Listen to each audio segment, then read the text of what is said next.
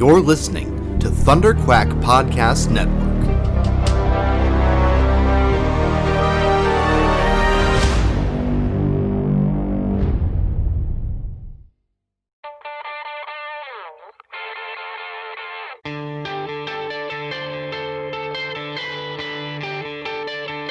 Oh, hey, guys, this is Joe Sinnott speaking from the Epic Marvel Podcast.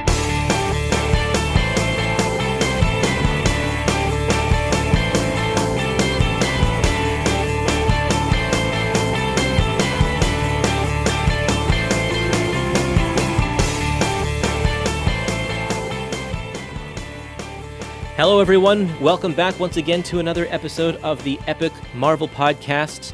This is Avengers West Coast, Volume 1, or Episode 1, how based on the Epic Collection How the West Was Won, covering a period of West Coast Avengers from 1984 to 1986. I am your host, Kurtis Findley. And I am your Avengers West Coast co-host, Josh Tom. Say that 5 times fast. Oh, wow. So we are entering a new era for the Avengers. This is our first episode to do with West Coast Avengers, and I'm excited to have you back. You are my host for Tomb of Dracula as well. That is right. And you told me, you said to me when we were recording those episodes, like, if you ever do those West Coast Avengers episodes, I want in. Yes, absolutely.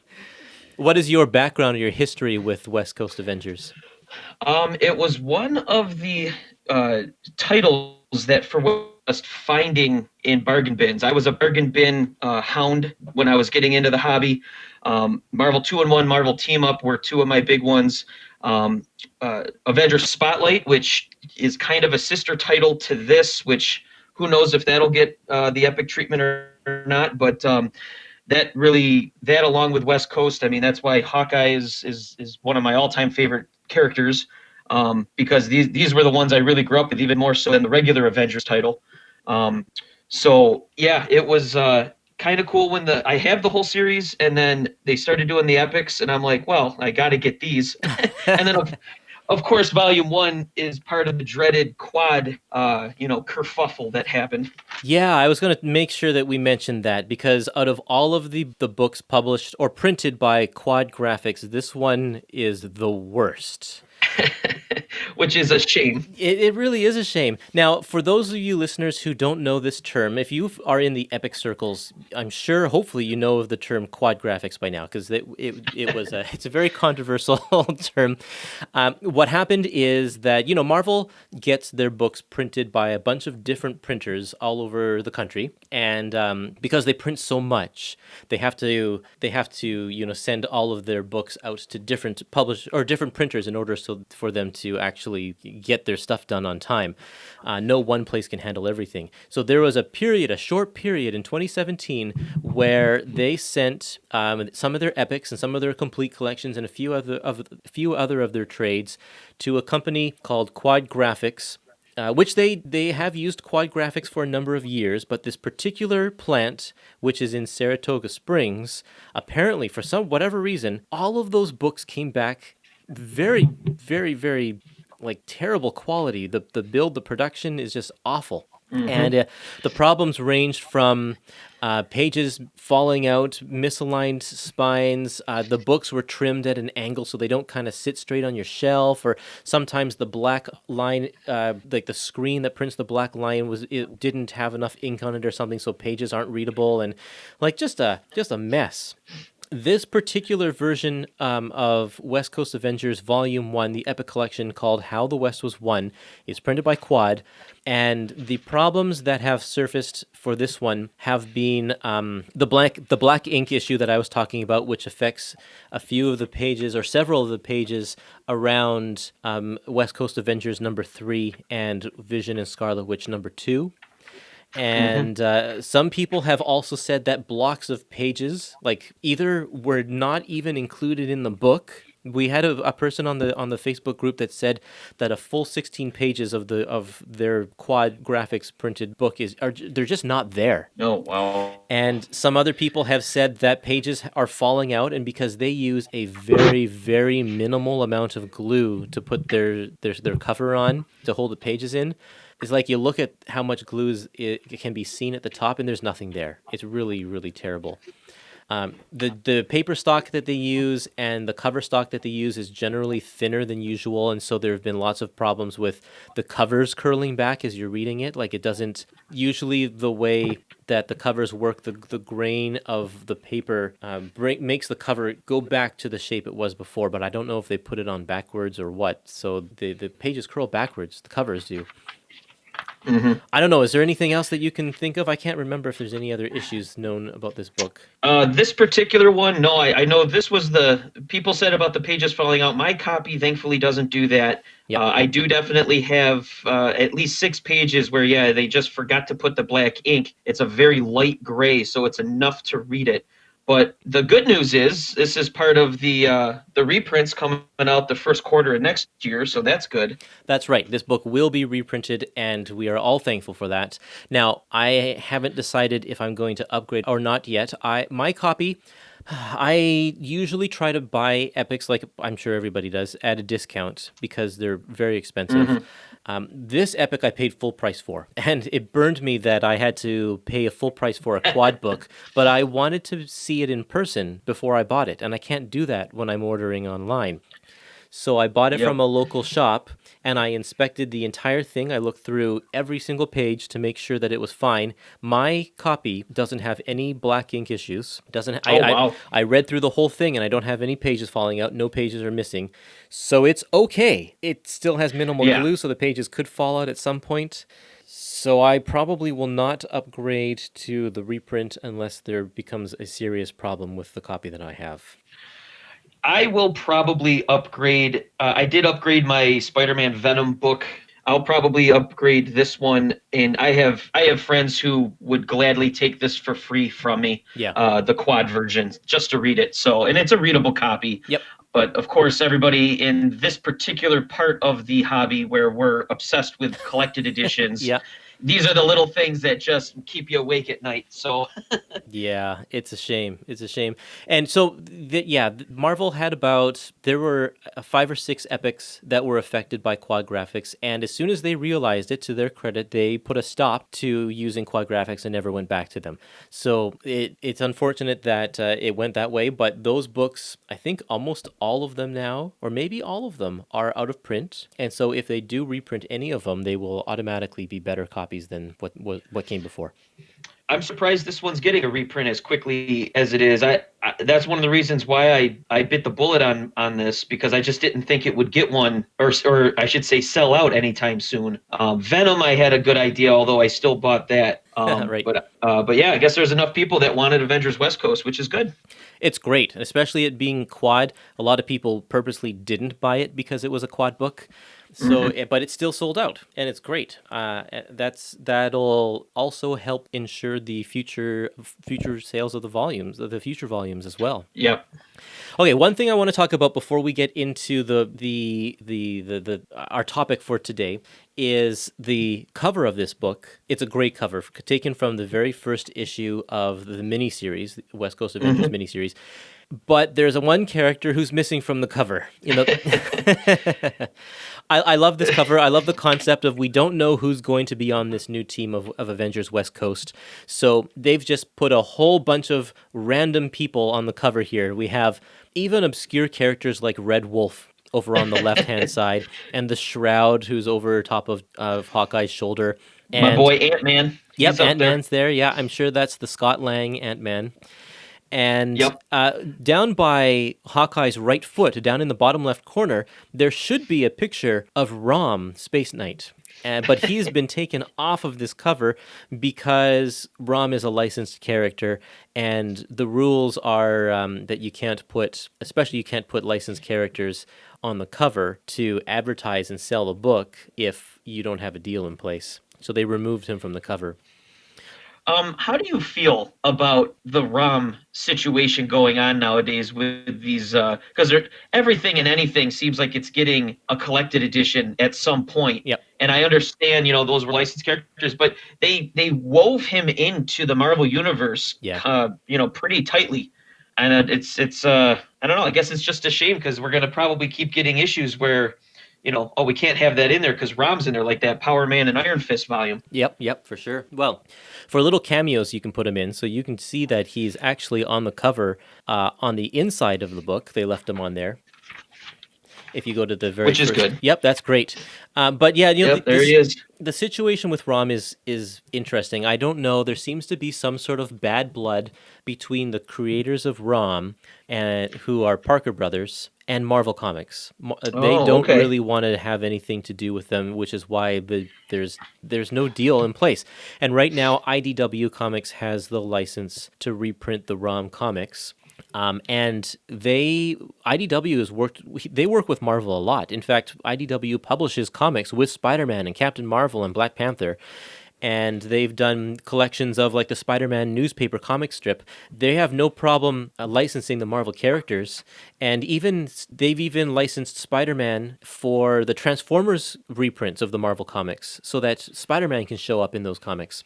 So my guess, because they're not moving on that, there's two things that could be at play here. One is that Hasbro said to is just putting a block to it because people are like, well, why don't IDW and Marvel come to a deal to reprint ROM?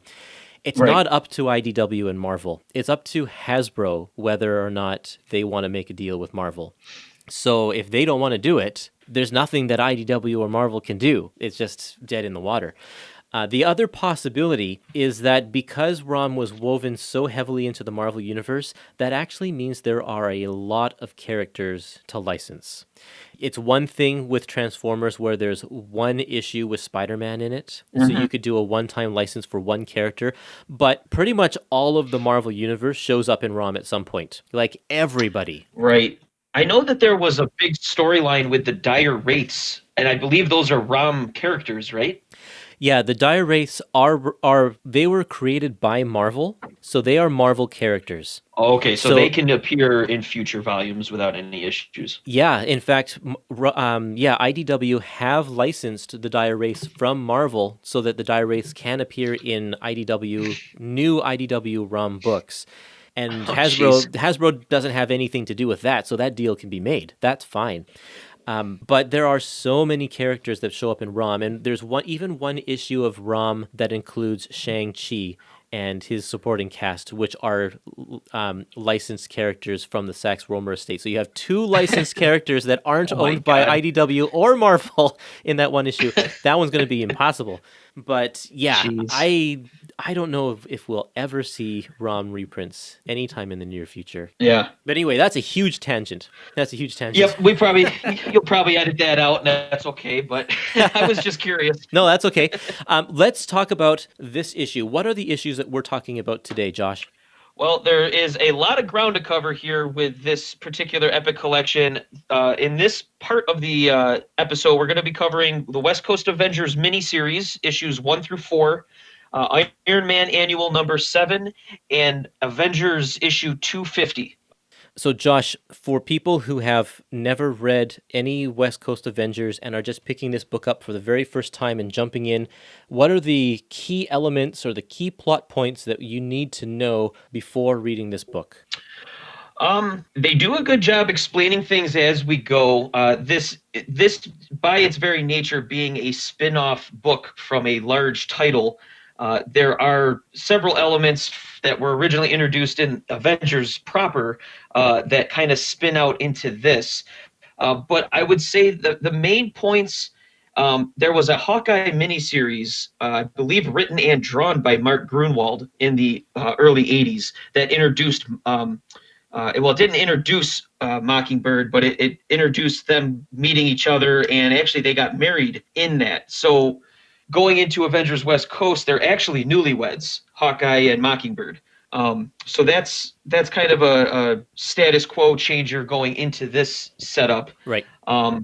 There is also a subplot going on in the Avengers book that happened before, during, and after Secret Wars. We're talking 1984. That involved Vision not only being the chairman of the team, but also he's not exactly in his right mind. And that doesn't come to light until after the miniseries of West Coast Avengers. So by the time we get back to West Coast Avengers as an ongoing series, there's already been a whole bunch of stuff that happened. That's one of the things over in the main book. That's one of the things that I think that they didn't actually do very well explaining in this epic collection, is that he was under the influence of this giant computer, Isaac, and that was what informed him to create the West Coast Avengers. That's why he wanted another team. It was part of his idea of global conquest because he was basically he had some sort of mind meld with the supercomputer Isaac, and so actually this whole team was founded on the idea of subjugating humanity. And that doesn't come across at all here until you get to the very first issue of Avengers, Vision and Scarlet Witch, which in that one, Peter Gyrick is like, we don't want Vision on the team anymore because he just tried to take over the world. And I'm like, what? He just tried to take over the world? How did we miss that? Yep. That's exactly. And this was the same vibe I had when I was first collecting these, because I couldn't get my hands on a lot of the regular Avengers title at the time. So I'm like, wait a minute, what just happened here? Yeah. I thought everything was good. Yeah. Oh man, so that's a shame. But actually, because they don't mention it at all, it actually reads fine, not knowing that that was the intention behind it. It'll be great for people who read this for the first time and then go back to read the Avengers stories, and they're like, "Oh, that's an interesting plot point there that we didn't know about before." So it's okay that they left it out, I guess, but I think that they should have said something. It will be in Avengers Epic Collection, either volume 14 or 15, around there. Probably both of those. That was a long story. So we'll be able to enjoy it in collected form eventually. Yep. Okay, before we jump into the issues, let's go over to our social media accounts and see what did people have to say about this volume of Avengers West Coast. Over on Twitter, David says that he's so glad this is getting reprinted. These are some of my most fondly remembered comics of my childhood, and I look forward to reading them again. Sandrock74 says, I know the legal reasons why it's done, but I dislike how Rom's floating head is removed from the cover of West Coast Avengers #1. That's something that we've already talked about. JL Avenger says, it made me anxiously await the next volume. Jason says the miniseries was great. The regular series was okay. The blank is a C-lister that should have made the jump to Marvel's B-list. The blank. The blank. I can't wait to talk about the blank. Yep. That's great. Okay, so Ryan says, all due respect to Steve Englehart, I really wish Roger Stern had written the ongoing series. JP Roscoe says, it will forever be West Coast Avengers to me, not Avengers West Coast. It's funny because they, the reasoning why they changed it, right? So that it would be alphabetized along with the other Avengers book? Yep, but it's just weird because, well, what about the first, 46 issues? Because it's the same with Avengers Spotlight. It started as solo Avengers. So you had 3 Avengers titles going on at the same time, but they were all over the rack at comic shops. So they had to, the change makes sense, but it's just weird in the middle of things to, and then it, of course, this epic collection, it's called Avengers West Coast, and it's using that later logo. And usually the epics use the logo of the stuff reprinted in there. That's right. So this was a little different. Marvel did a few changes like that at the time. I know that Classic X-Men changed its title to X-Men Classic. Yep, and I remember that. King Conan changed its logo to Conan the King as well. So they did that a few times just to group them together. However, they didn't change Spectacular Spider-Man to Spider-Man the Spectacular and Web of Spider-Man to Spider-Man's Web or whatever. Like those stayed the same. Yeah. So they were a little inconsistent. Those got to stay the same. Well, It's all about branding, I guess. Yeah, that's right. Ray says, I really enjoyed this run, though admittedly being a West Coast Avengers fan, I may be slightly one-eyed. I enjoyed the Wonder Man arc toward the end and found that the Pym Ultron drama quite amusing, if anything else. Loved the art all the way through, and you can't not love anything with Eric Justin, aka Goliath. Mm-hmm. Also, I enjoyed seeing more of Tigra, and though the story on the cat people wasn't great, we'll tackle that in Volume 2, actually. It was interesting to see her character fleshed out and her insecurities exposed. An interesting character worthy of more screen time. I agree with that. I think Tigra got a great story in this. Yeah, if we were reading and covering straight through just Avengers West Coast Volume 1, I mean, I feel like anybody going into this not knowing Tigra and Wonder Man are going to leave probably being fans of Tigra and Wonder Man. They get a lot of airtime in this volume. And personally, I'd like to say rightfully so. I think they both had the most complex histories that provided Steve Englehart with plenty to play with, because he does tend to do a lot of interpersonal relationships with his writing. And he sure loves bringing in past elements and really deep, detailed continuity issues as well. So Yep. that's not a surprise. And they're just underdeveloped characters that just kind of sat on the sidelines for a number of years. So there was lots Right. of opportunity for stuff to be done with them. I agree. Tigra especially, she pretty much just bounced around doing various team ups for a while, because she started out almost like a monster character, Right. because she was known as Tigra the Werewoman, and then as that kind of waned down, and then the '80s really had the influx of superheroes. I would almost want to say only, that was the big drive. They tried to keep using her, but couldn't figure out what to do with her, I think. Brian says the artwork was mediocre in the early issues, but I enjoyed the writing, and he links to a cover of West Coast Avengers number 10. And if you just go by that one cover, yeah, this artwork is not that great, because it's kind of not a great cover. It's a very odd cover. In fact, all of the heroes, like, their faces aren't to the viewer. Wonder Man looks awkward in the background there, and there's a lot of just negative space kind of around. So it is a bad cover, but most of this stuff, actually, the artwork is nice, and like especially the first issue of the ongoing series is inked by Joe Sinnott, and like you can't get much better than that. Yeah, Sinnott is he's doing a lot, because I believe because Al Milgrom is the main artist of the regular ongoing title, at least for a while. For a long And time. he seems to get in comic book circles of fans. He seems to get picked on a lot. From a lot of things that I read, and I've never understood the dislike of Al Milgrom, and I guess it's because I grew up looking at his stuff by Joe Sinnott really making it shine. So. Yeah, you like Joe Sinnott is probably the real answer there. Yeah, but Al that's Milgrom, what I'm saying. Yeah, Al's a good storyteller, and maybe his artwork isn't the strongest, and he needs a good inker behind him. But I think a lot of the reason of that is that he at some point realized that he could make more money by doing more pages in a month, and so he just became fast. He was really, really, really fast. And when you're fast, your artwork's going to suffer a little bit. Sure. So I can believe, yeah. Yeah, there are some times when you look at Al Milgrom and it's like, wow, this is really good. And that's probably from his before period where he was spending more time per page. Okay, so on Facebook, Steve says, I loved this epic collection. It starts with the great miniseries from Roger Stern, then Steve Englehart takes over for a very fun ride. The Englehart subplots just keep you turning pages. Al Milgrom has never looked better than when inked by Joe Sinnott. There we go, another comment. There we go. Yep. And Sean says, this is the series that got me into comics. I had started playing the Marvel TSR role-playing game about 8 months before before Volume 2, Number 1 came out. That's the ongoing series. We were on vacation, in Canada no less, he says that because of me, and I picked up that issue and Avengers number 260. I found number 2 on that trip and number 3 when we got back to the States, and I loved the fact that Hank Pym was included and all the history of the and all the history of the Avengers Marvel Universe that are thrown around in those early issues.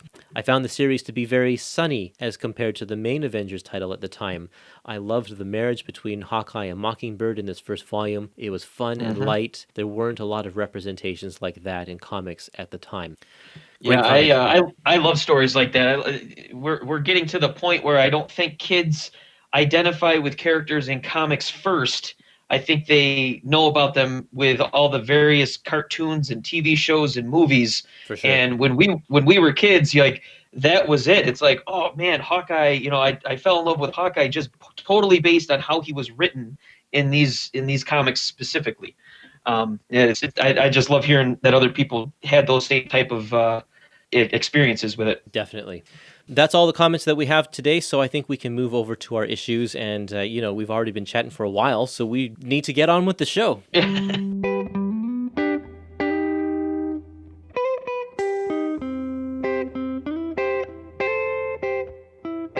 The first thing in this epic collection, before we jump into the first issue, the people who put together the mapping on this included a few excerpts from a few issues of Avengers that sort of set up this team being made.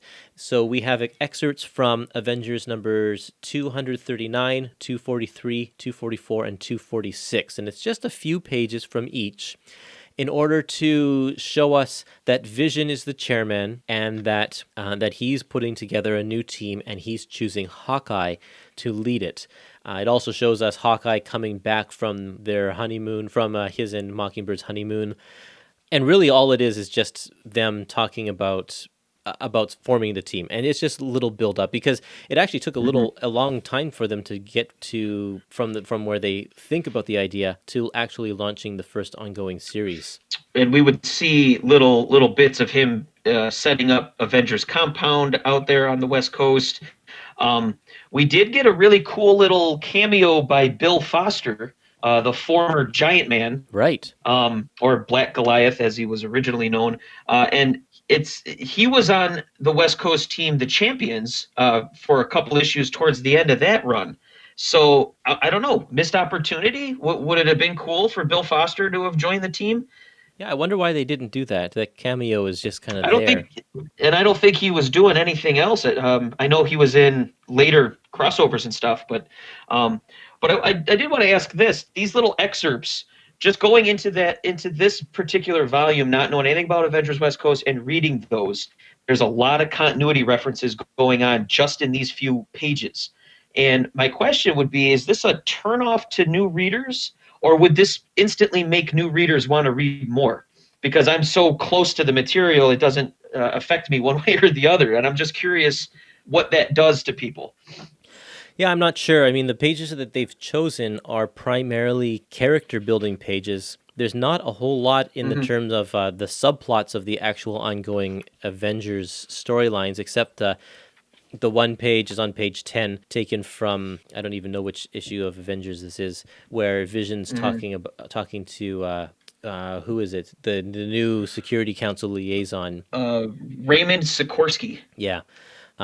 There's a little bit of a hint that there's something going on, but even then, it's like it's vague enough that we don't really know. So I mean, in there, that's where we talked about the dire wraiths earlier. The dire wraiths are going to attack the planet, and the Avengers are going to go fight them, and so we don't get to see that. And I guess if people are like, oh, I wonder what happened to that story, then they could check it out. But for the most part, I think the pages are chosen wisely. There's not too much in there, and they're important parts because it shows why Hawkeye is leading this team. Yeah. And then that takes us over to issue 1 of a 4-issue limited series, West Coast Avengers, written by Roger Stern, penciled by Bob Hall, with inks by Brett Breeding. And they're a good combination. I really like the two of them here. I agree. I actually really liked Roger Stern's run on this. I like Roger Stern anyway. He's got a lot of great classic stuff under his belt, on his resume when it comes to Marvel. I like this art team though. I think this really it's a classic feel. It's certainly an 80s superhero comic feel, of course. But yeah, they have almost like a very interesting little detail, and they do some cool stuff, which we'll talk about, like with the shroud effect and stuff like that. Yeah. That I really dug. Totally. Yeah, I feel like they really captured the era. It's very similar, I think, to like a Bob Layton kind of a style. Yes. But yeah, they nail it. I think this is a great series.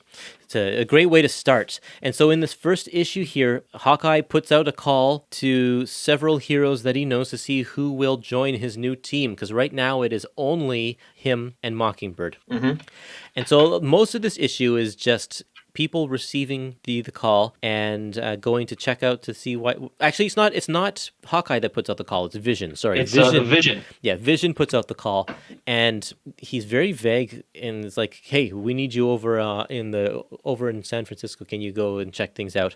And they're like, oh, well, I guess we'll see what this is all about. So Tigra goes, and and then Jessica Drew, because I guess this is something that I didn't know either. They have a little private investigation set up together.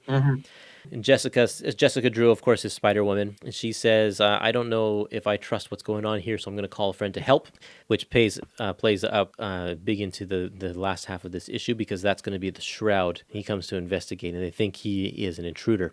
But also, we get to see Wonder Man. He is a stunt man right now in the movies, and so he decides to check things out. And then we have Iron Man also, who comes to answer the call. And this Iron Man, this is also something we should have mentioned earlier. At this point in Iron Man history, Iron Man is not Tony Stark. Tony Stark has had some problems with alcoholism, and he's lost his company, and he is in the gutter. He's in the gutter, and right now, actually, in the comics, he is in San Francisco, trying to start up his own company with a couple of friends that he met, and with his personal assistant or his driver or his pilot, whatever you want to call him, Rhodey, Jim Rhodes. And at one point, Rhodey has to physically wrestle the costume away from Tony, because he's like, you can't be Iron Man when you're drunk because you cause too much damage and you're going to hurt somebody or kill somebody. And so he takes him away, and Rhodey puts on the costume, and now he is Iron Man. So for a couple of years, Rhodey is Iron Man. And the way the Avengers worked at this point is that the Avengers were allowed to keep their secret identities. It was okay if you wanted to remain anonymous, and because you had a personal life going on. So everybody knew that Tony was Iron Man, but nobody knows that Jim is now Iron Man, and he's keeping it a secret.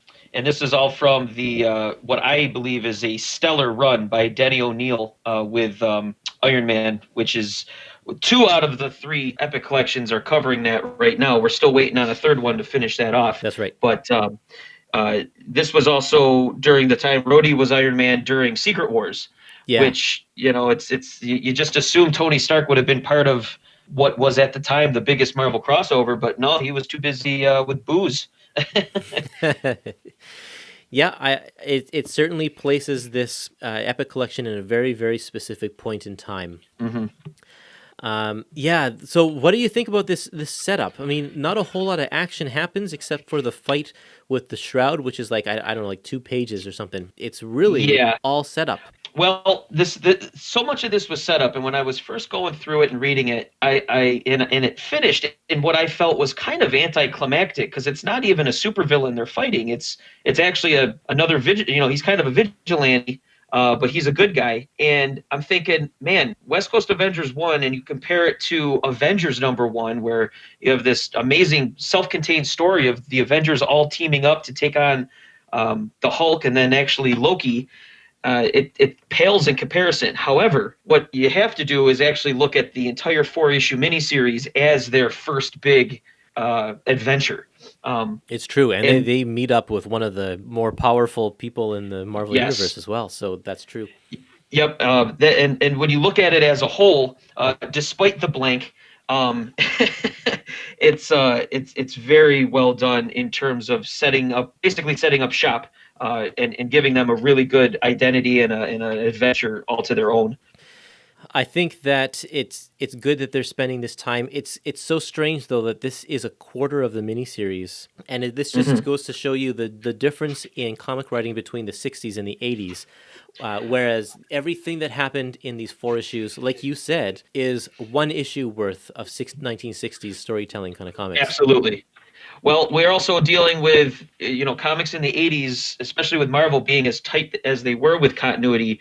You have about 20 years worth of characterization and putting people together, whereas Stan had about 2 years worth of That's everybody true. that he already wrote Yep. to throw them together.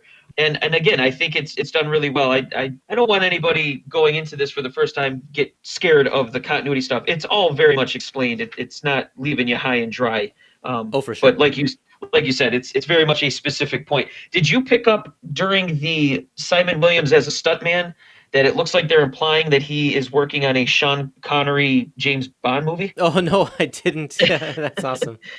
Because they show him and this character that is somewhat Bond doing some cool stuff with his car, and then the director says, "Beautiful, Sean. That's a keeper. Cut, print that." Oh And yeah, right. I went back and read his dialogue as Sean Connery, and it totally felt a lot better. That's so funny. That's great. Yeah. That's really good. Little things like that. The other thing I wanted to mention is on page 27, we get just a slight little hint at Tigra's flirtatious nature when she's talking with Rhodey, well, Iron Man. You start to kind of see that side of her, and it doesn't get more developed really until Englehart jumps on. Yeah, looking back at this now, we realize that she does a lot of this to compensate for a lot of her own insecurities. Yes. Yeah, it's really interesting to see her being so confident, but knowing that it's like, nope, she's actually not like that at all. Mm-hmm. Well, I think we can move on to the next issue. You want to do that? Yes. All right. This one, quite a lot's going on because it's Iron Man Annual number 7. So it's a 30-plus page storyline that features the West Coast Avengers with Iron Man as somewhat of the focus. But this is a really important issue for this series. Basically, the West Coast Avengers are continuing to get settled in at the compound. Iron Man, James Rhodes, he gets into a tiff with the now sober Tony Stark. He kind of cuts out.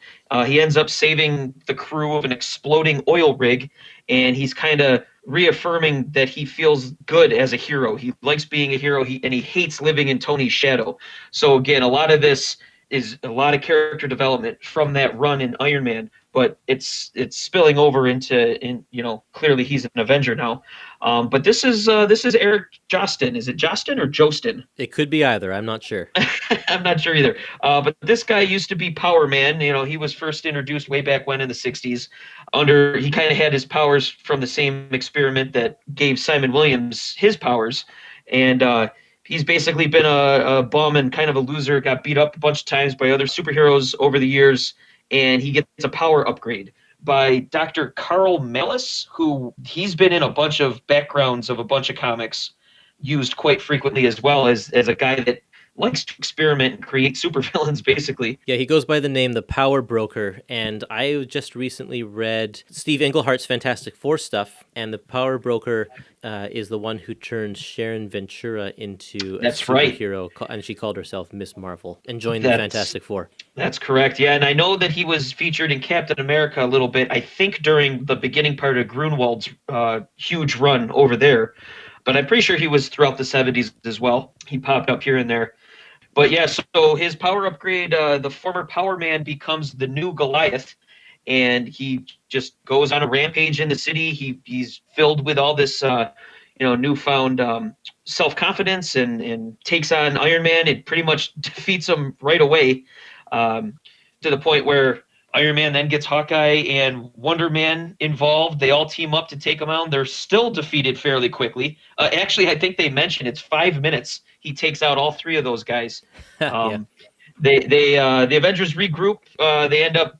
One of my favorite parts of this is they find Goliath just destroying the Hollywood sign, which is I've always loved when monuments and famous landmarks get destroyed by supervillains in comics. It's always so much fun. Yeah. But basically, they trick him into growing way too big, way too fast. He goes into a coma.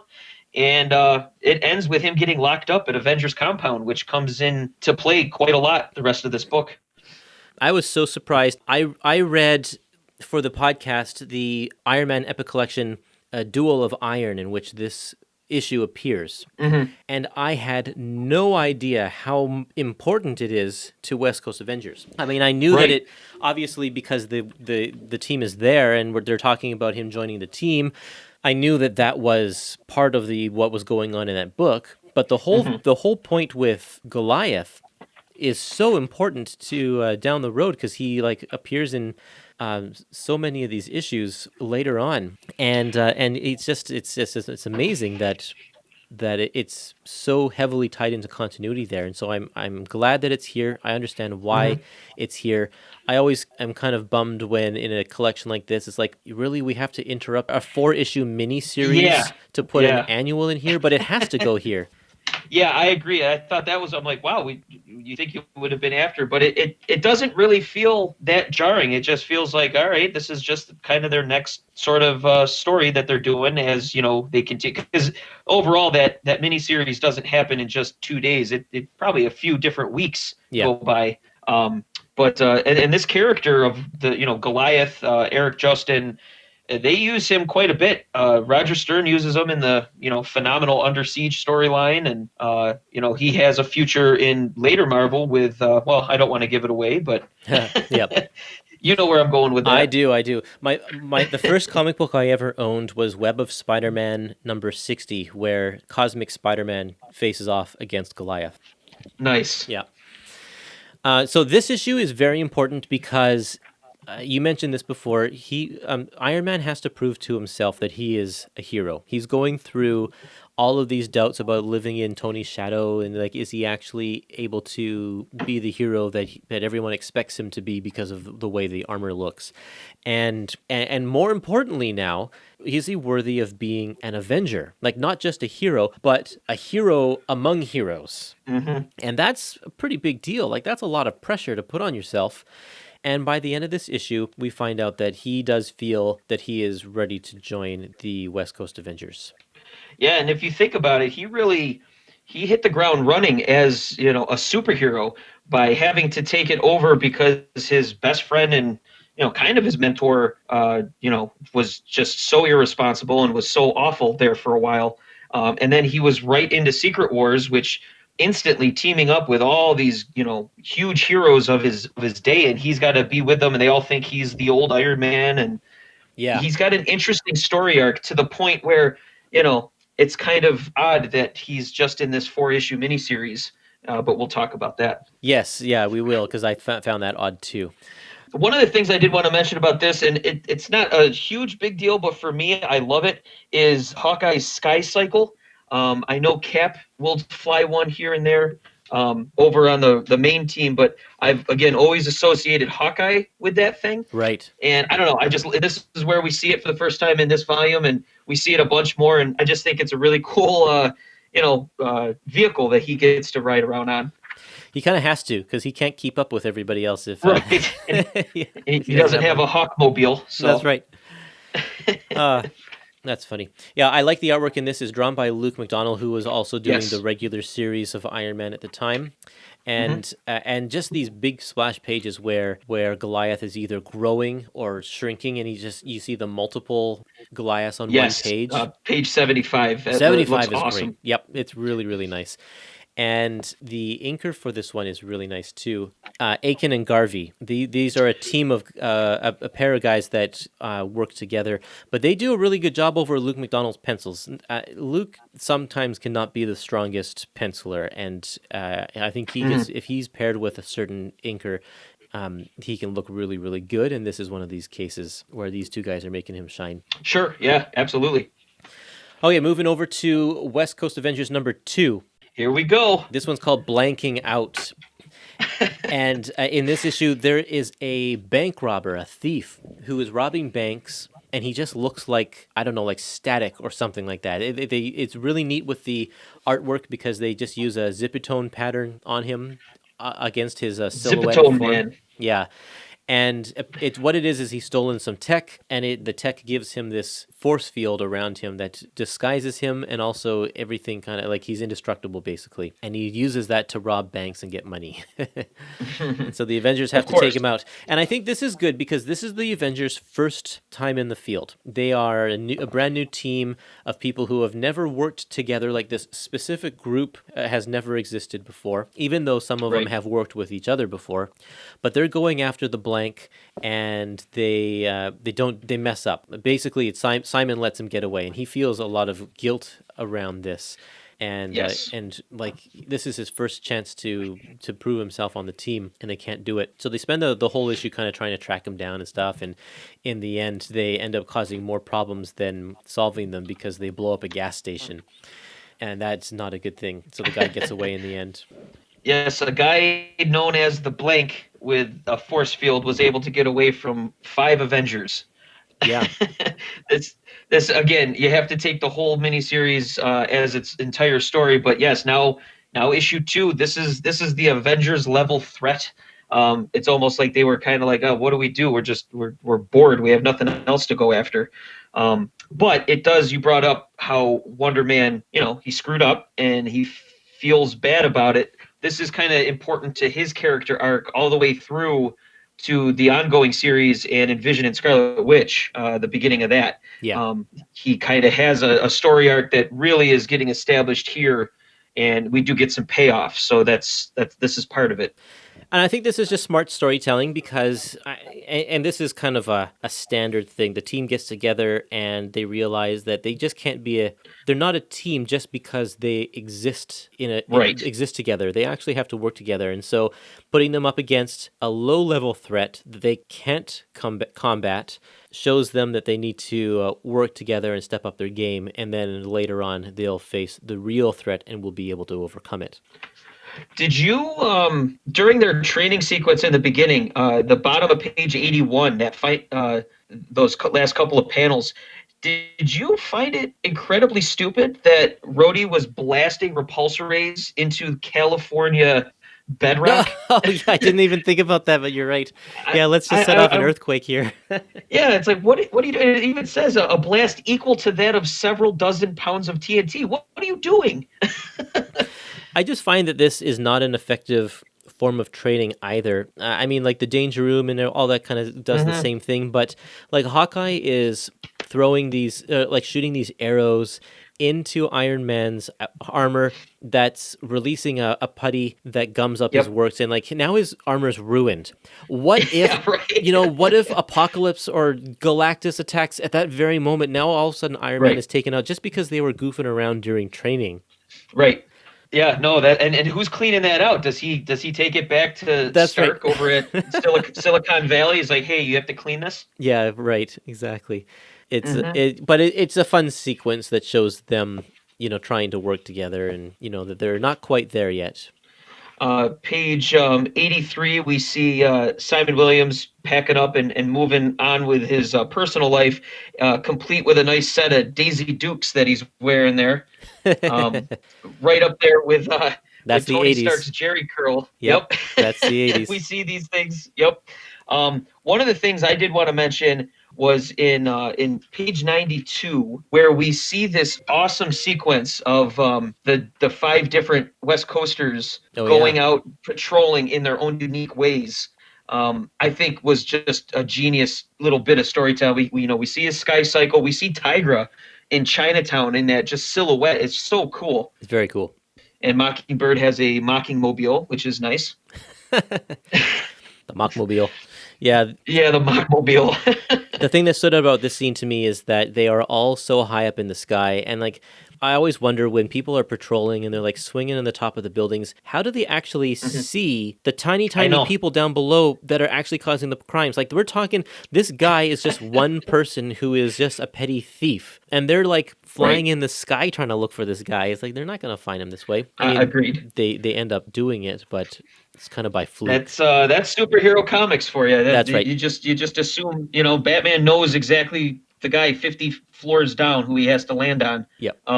Speaking of superhero comics, on page 97 with this, one of my favorite bits that happens in just about every superhero story, Rhodey here, to put out this fire, destroys public property in order to do it by ripping off the back of this dump truck. And again, I know that eventually Marvel creates this idea of damage control, but this is just, was this completely necessary? I mean, I guess, but... Well, what's another... If I was the owner of that truck, I'd be pretty mad. For sure, but they just blew up a gas station, so it wasn't one more truck to the damage, Yeah, that's true. Yep, that's true. Exactly. That's so you can kind of understand, eventually years down the road when Civil War happens in the comics, where it's like okay, this has been going on for a long time, that these guys keep destroying stuff. And, who knows who got hurt in there? Probably lots of people. Yeah, right. The gas station wasn't abandoned, I don't think.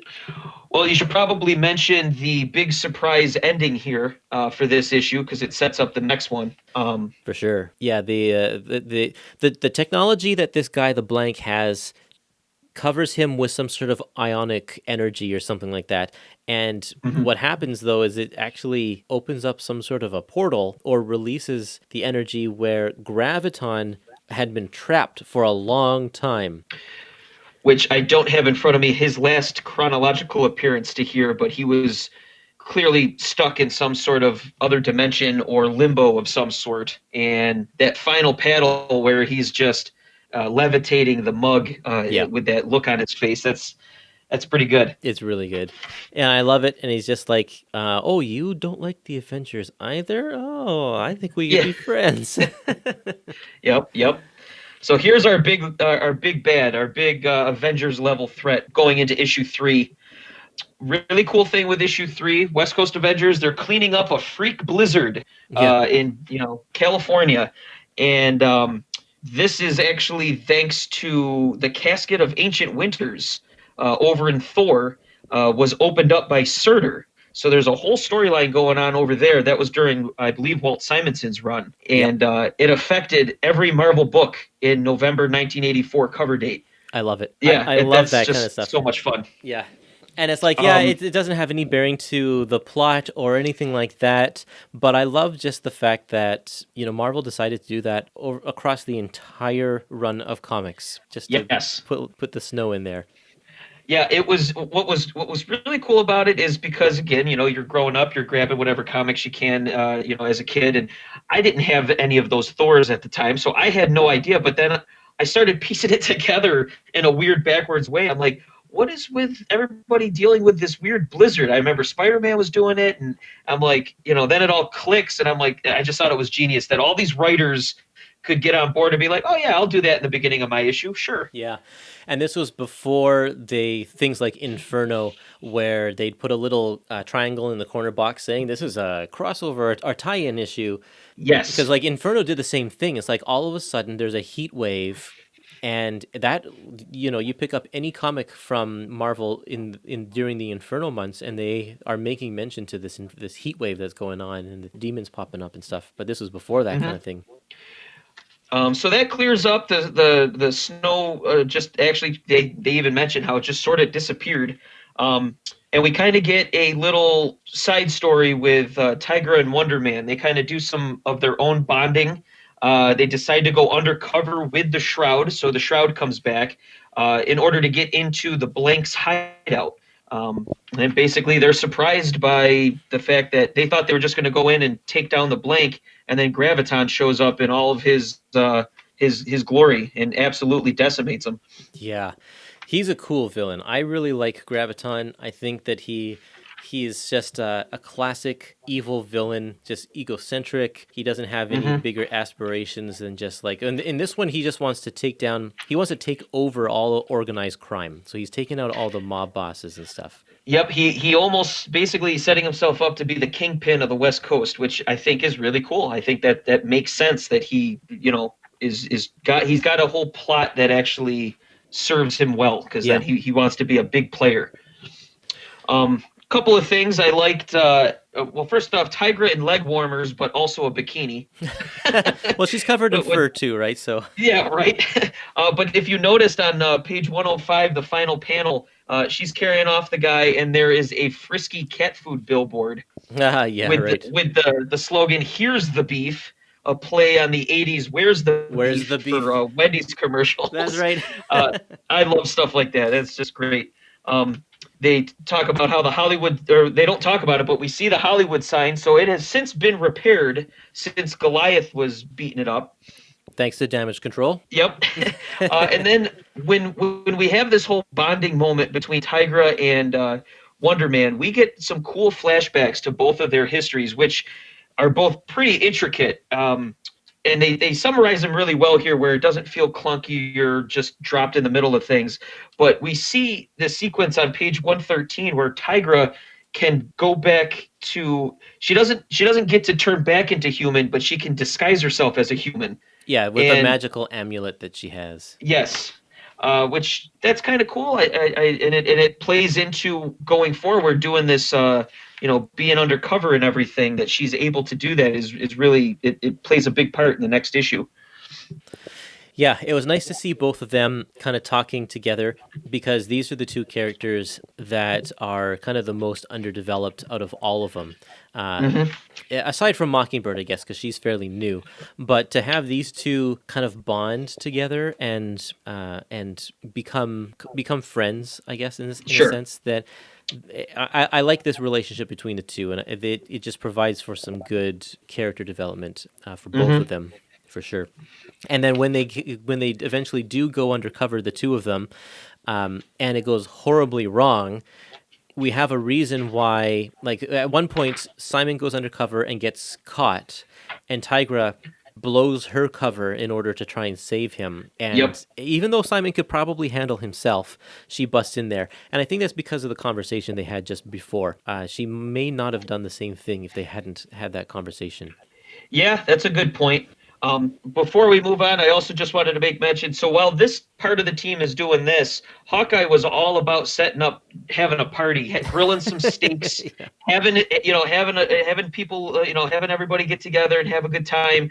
He's got a apron on that says "Happy Chef," and he prides himself on his, being able to grill up steaks. These are the little moments about Hawkeye that makes him such a great character. Is he's a regular guy. He's almost every blue collar guy I've ever met. This is him, and I love where they've taken him to this point. And like I said, we get to continue to see Hawkeye be just that kind of guy, just a guy's guy, which is awesome. It also provides good character arc for him because he doesn't know if he could be the leader that the Vision thinks that he is. Right. Because he's just a regular guy. He's got no superpowers or anything like that.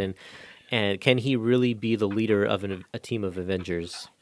And he even makes mention a few times. It's his, he now idolizes Captain America, and he used to give him such guff when he started on the team. And now he constantly keeps thinking to himself, well, what would Cap do? And again, it provides a really cool story arc from his first appearance all the way to now. That here he is leading the team and trying to figure out, what makes a good leader. It's good stuff. Yeah, actually, that brings us to the next issue here, issue 4, because he does have that exact conversation that you mentioned in the first few pages of this issue, on page 129 and 130. This is when Rhodey he takes off his masks and he lets everybody know that he is not Tony Stark, and there's just some great dialogue here by Roger Stern. Yes, I loved this sequence. Yeah, just really, really great because it's the role reversal. Not only that, but just Hawkeye's reaction also to the fact that he's surprised by the fact that he's dealing with the rookie, and then this rookie tells him, "Well, that was me up there on Battle World," and Hawkeye's like, "Oh, all right, you're good." Yeah, right. Exactly. And what does he say here? He says, talk about deja vu. I've played the scene dozens of times, but from the other side, he was always the one giving Captain America a hard time and telling him, Yep. I'm out of here if you don't do what I say. It's like, Yeah. Yep. Yeah, that's definitely good stuff. And it reminds me of when your parents give you a hard time and then you grow up and are saying the exact same things to your kids. It's like the taste of your own medicine or whatever.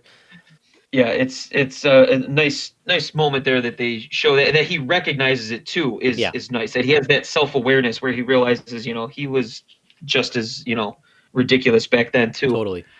So this issue is called Finale, and in this one, Simon is still trapped. This is great. Graviton's holding him at the bottom of a swimming pool, and so he doesn't have to breathe because he's made up of energy, but he can't escape.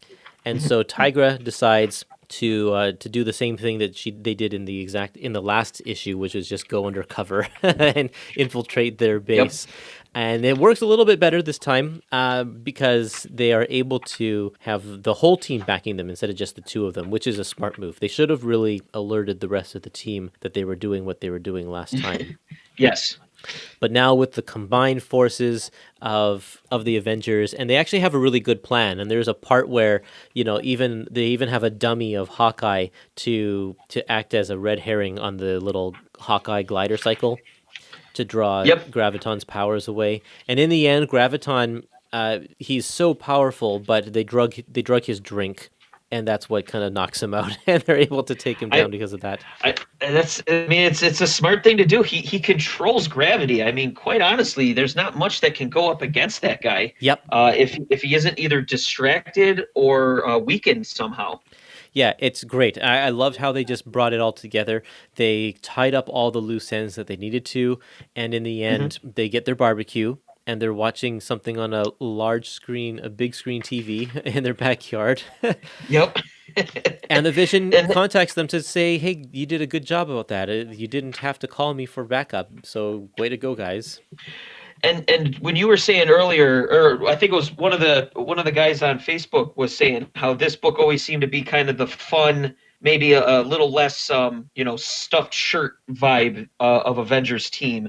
That panel at the end of 146 is exactly it. They're all eating steaks, their masks and helmets, watching a big screen TV in their backyard. I mean, this is a different type of team, and you start seeing their identity a little bit here. Totally. Yeah, they did a good job. It's just too bad that it was only 4 issues, and then they put a stop to it. Yeah.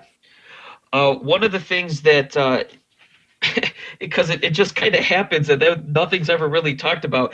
The Blank is basically dead at this point.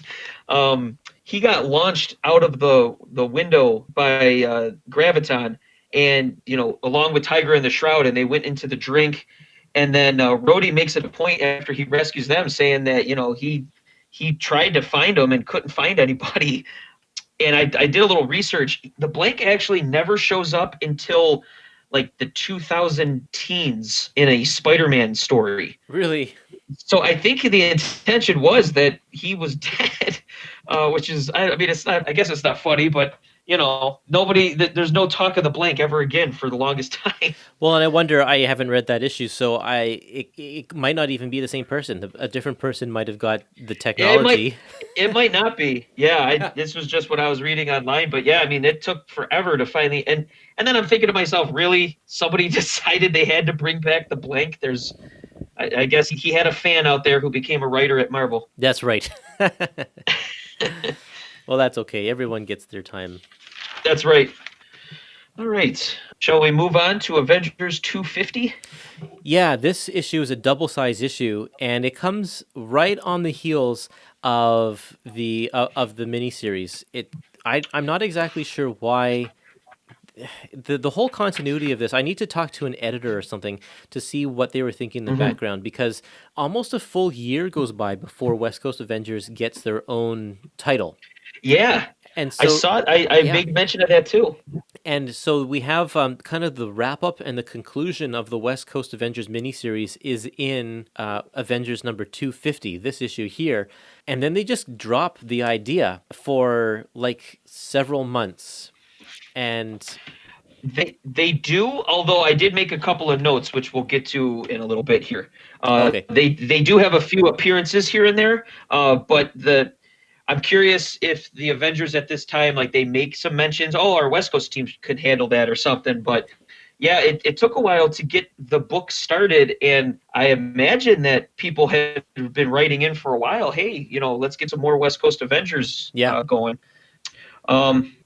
Well, this one is, despite the double size, it's not a hugely convoluted story.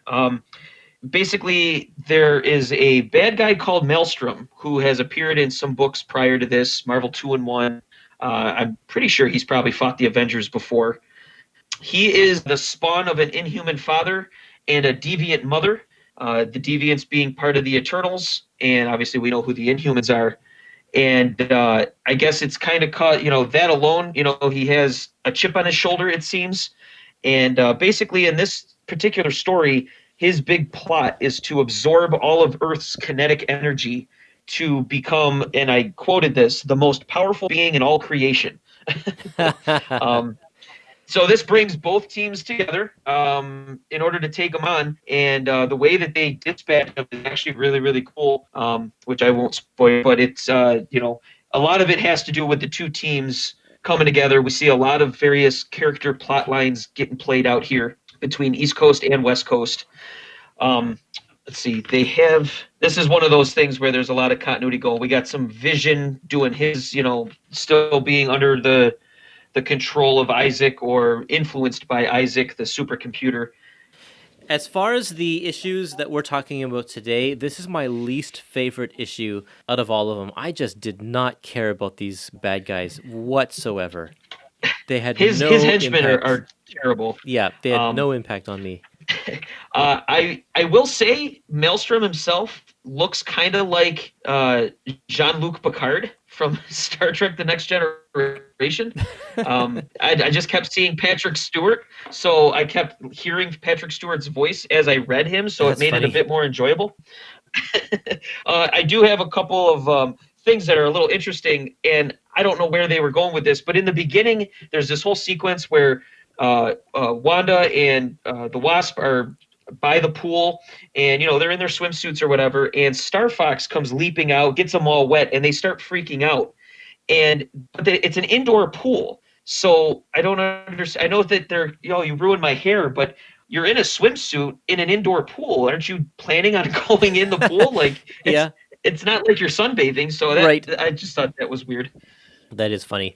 I think that's just to kind of play on the trope that it's Jan who's the one that's upset. Wanda doesn't as much care, but Jan is definitely the fashion conscious one or whatever. Sure. Page 160, you had talked about before how it's not a very smart way how the West Coast Avengers decided to train. Well, this takes it to a whole nother level. Hawkeye is firing arrows at his wife, who happens to be balancing apples in either hand and on her head. And then he trips, and the arrow goes right to her head. And I'm just like, you guys can't see it. Like, what is this? Yeah, that's an amusing scene, and it's like I don't know, it's the whole William Tell with the apple thing. It's like obviously you trust your husband as the marksman he is. Hawkeye never misses his mark and stuff, but yeah, you never know when there's going to be a random earthquake in California. Especially if Rhodey's shooting repulsors down at the San Andreas fault line right now. That's right. Yeah. A couple other weird little things in this that, again, made this at least enjoyable to me. Page 163, the panel where we see Captain Marvel zooming in, and she changed herself into a different radiation, which is what she does. That, to me, just looks like a bunch of hot dogs coming in. And again, it made me laugh because it's like, oh, she can turn into hot dogs now. That's cool. That's awesome. But I liked on page 166 and 167. Yes. I was just going to say, this is great. This is great. We see the two teams. You have a double page spread here, and thank goodness that the pages, the way they happened to fall in this collection, that we see them side by side, because it wouldn't have the same effect if we saw them on opposite page, or you have to turn the page over. You have the East Coast team on the left, and you see the West Coast team in their plane on the right, and they're all talking to each other. On the top, you get the big panel where you see them all together, and then in the bottom tier, it's all one panel, but it's broken up into sections with the panel gutters, and then you each get to see what their thoughts are individually, what they're thinking, and they're pretty much all thinking kind of, or at least on the West Coast side, they're all thinking the same thing, which I found amusing too, but no one's willing to say it. Yeah, they all have kind of, I don't want to say necessarily doubts, because obviously they're superheroes, they're going to go do their thing, but it just brings more of that human element to this, and it's just kind of cool to zoom in and focus on each one of these characters going in, because we talked about Mockingbird. How many of these big, huge fights has she been in? I know she's had SHIELD training, but I don't think she's really had too many supervillain run-ins. Yeah. And, this could be pretty scary. Yeah, I think it's really neat to see just where they go. All of these characters are kind of insecure. If you look at all, except for Vision, because he's... And maybe Hercules. Yeah, I guess Hercules as well because he's just like I can do anything because I'm a god. But yeah, Yep. all of these characters have their own interpersonal issues Mhm. that are going on in their personal lives, and usually, I mean, I guess that makes good soap opera drama, right? To have all of that going on Mhm. because you can pull any of those elements into the story at any time. But yeah, just to have though a team of 12 people, or I guess 11 people, that Yep. where all of them have all of their issues, like that's a tough act to balance. No wonder we need two books for all of these characters. Right, right. And it was kind of smart because in the past it was, Marvel always had, the one Avengers book, and then, they did even before there was a strict 6-member policy, they still kept the team at a manageable size Yeah. for, I'm sure, writers and everything to be able to keep tabs on everyone. You didn't have some giant, 15-member team at all times.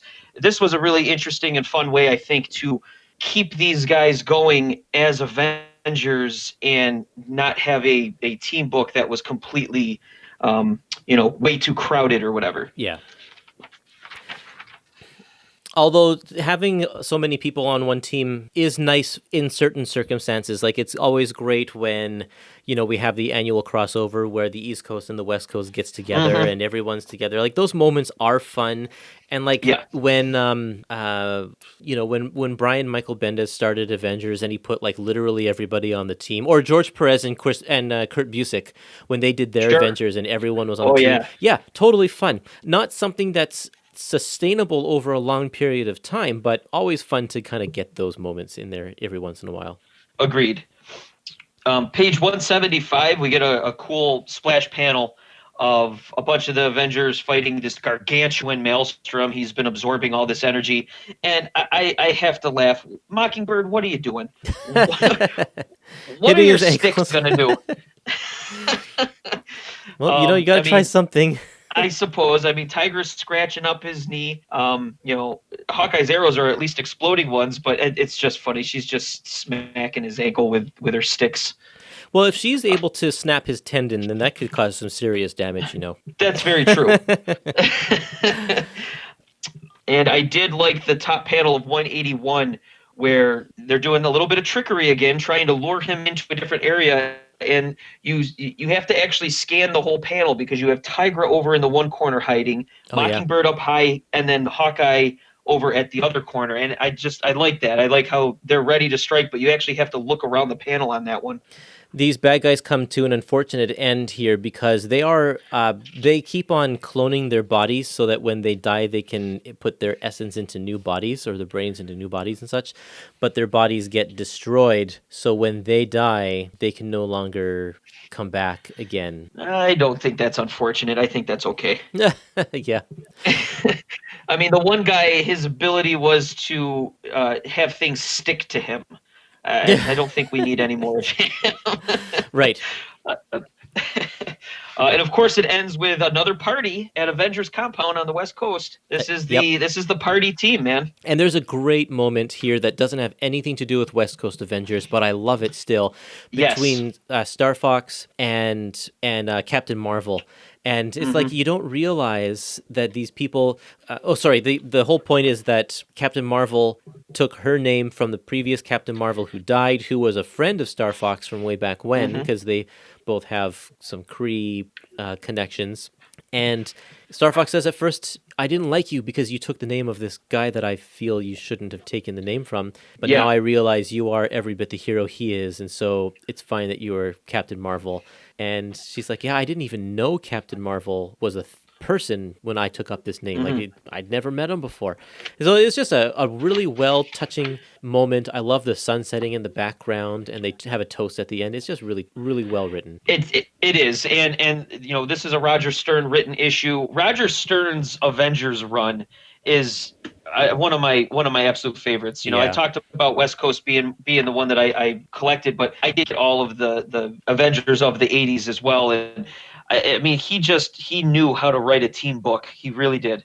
Okay, so I think we are going to stop here, and we will tackle the rest of this epic collection in our next episode next week. So next time, if you're reading along, we'll start the West Coast Avengers ongoing series, and we'll tackle Vision and Scarlet Witch issues number 1 and 2, because those tie in pretty tightly, as well as the Wonder Man one-shot. Mm-hmm. Yeah, and so man, we're going to have another long episode next week because there's a lot of ground to cover there too. Some really cool stuff dealing with just the family history between Ultron, Wonder Man, and Hank Pym. There's just a lot going on there. There's a lot going on there. The fact that issue 1 of West Coast Avengers and Vision and Scarlet Witch are both big 39-page issues. Yeah, there is quite a bit still to cover here. But that's okay.